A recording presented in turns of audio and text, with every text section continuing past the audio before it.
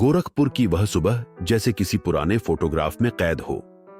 ठंडी हवा में धुंध के हल्के हल्के टुकड़े तैर रहे थे, जैसे किसी ने आसमान से रुई के रेशे उड़ाकर बिखेर दिए हों।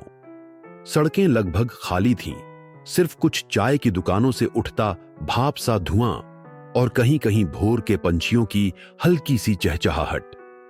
रामलाल अपनी पुरानी चरमराती रिक्शा को धीरे धीरे धक्का देता हुआ एक छोटी सी चाय की दुकान के सामने रुका। उसकी उंगलियां सर्दी से नीली पड़ रही थीं, लेकिन चेहरे पर वही शांत मुस्कान थी जो बरसों से उसके साथ थी। चाय वाले ने उसे देखते ही आवाज लगाई, रामू काका, आज भी इतनी ठंड में? अब तो आराम कर लेना चाहिए आपको। रामलाल ने हाथ मलते हुए कहा, आराम? अभी तो एक सफर बाकी है, उसके बाद ही आराम मिलेगा। चाय वाले ने हंसते हुए कहा, कहां का सफर काका? रामलाल ने बस इतना कहा, जहां मन बरसों से जाने को कह रहा है, और फिर चुप हो गया। कुछ दिन पहले ही शहर के सरकारी अस्पताल में डॉक्टर ने धीरे से कहा था, रामलाल, अब ज्यादा दिन नहीं है तुम्हारे पास। यह सुनकर वह एक पल को सुन्न हो गया था, लेकिन तुरंत ही भीतर कहीं एक पुरानी तस्वीर उभर आई। मां की, गंगा किनारे बैठी हुई, बाल हवा में उड़ते हुए और आंखों में ममता की गहरी चमक। बरसों पहले उसने खुद से वादा किया था कि एक दिन वाराणसी जाएगा, गंगा में डुबकी लगाएगा और मां के नाम का एक दीप बहाएगा। लेकिन रोजमर्रा की जिंदगी, 2 वक्त की रोटी का संघर्ष और बूढ़ा होता शरीर, इन सब ने उस वादे को कहीं भीतर दबा दिया था। उस सुबह उसने तय कर लिया, आज, बस आज ही निकलना है। जेब में गिने चुने 320 रुपए, एक पुराना कंबल, पीतल का छोटा सा दीप और कपड़े की पोटली में रखा थोड़ा सा खाना। वह रिक्शा लेकर निकला, वाराणसी जाने वाले किसी यात्री की तलाश में, ताकि किराया बांट सके और सफर संभव हो सके। रास्ते में उसे एक औरत मिली, गोद में बीमार बच्चा, आंखों में चिंता और चेहरे पर थकान।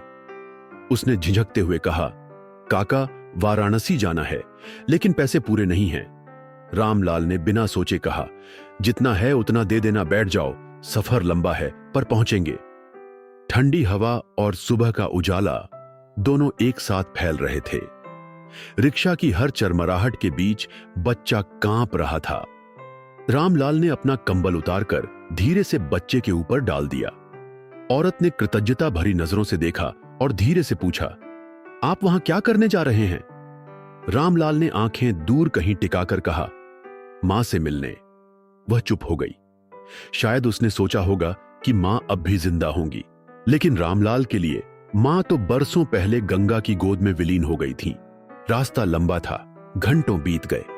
खेत, गांव, छोटे छोटे स्टेशन, सब पीछे छूटते गए। सफर में कभी वे दोनों चुप रहते, कभी हल्की बातें करते। एक जगह रुककर रामलाल ने पोटली से 2 सूखे पराठे निकाले और औरत को दे दिए। खुद बस पानी पीकर मुस्कुरा दिया। शाम ढलते ढलते वे वाराणसी पहुंचे। घाट पर दीपों की कतारें जगमगा रही थीं, जैसे तारों का आकाश धरती पर उतर आया हो। हवा में गंगा आरती की घंटियों की मधुर गूंज और चंदन की हल्की सी खुशबू थी। रामलाल धीरे धीरे सीढ़ियां उतरकर पानी में पहुंचा। ठंडा पानी उसकी हड्डियों में उतर गया, लेकिन उसे जैसे सर्दी महसूस ही नहीं हुई। उसने दीप जलाया, उसमें एक छोटा सा कागज रखा जिस पर बस लिखा था, मां, मैं आ गया। दीप पानी की सतह पर डगमगाते हुए बहने लगा। उसकी लौ गंगा के पानी में लहराती रही और रामलाल की आंखें नम हो गईं। वह सीढ़ियों पर बैठ गया, गंगा की ओर देखता रहा। उसके होंठों पर एक हल्की सी मुस्कान थी, जैसे कोई अधूरा वादा पूरा हो गया हो। औरत पास खड़ी थी, बच्चा उसकी गोद में अब चैन से सो रहा था। धीरे धीरे रामलाल का शरीर आगे झुक गया। उसकी सांसें थम चुकी थीं, चेहरे पर वही मुस्कान, आंखों में गंगा का आखिरी प्रतिबिंब। अगली सुबह लोग कहते हैं, जब सूरज की पहली किरण गंगा पर पड़ी तो एक दीप अब भी बह रहा था और घाट की सीढ़ियों के पास एक पुराना खाली रिक्शा खड़ा था, जो अपने मालिक के आखिरी सफर की गवाही दे रहा था।